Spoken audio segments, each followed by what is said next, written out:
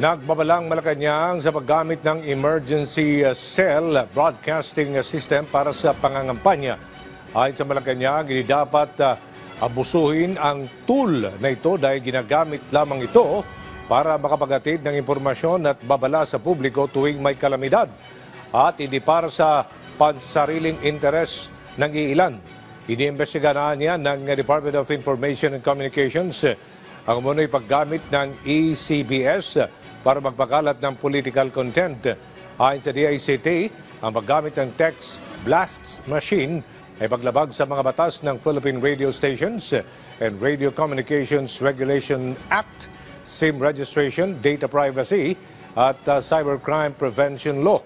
Una nang kinundina ng Office of Civil Defense ang maling paggamit ng ECBS.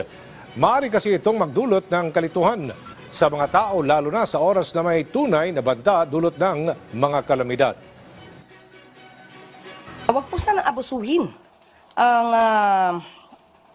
itong emergency self-broadcast system dahil po pag sinabi pong emergency, dapat pang emergency lamang po.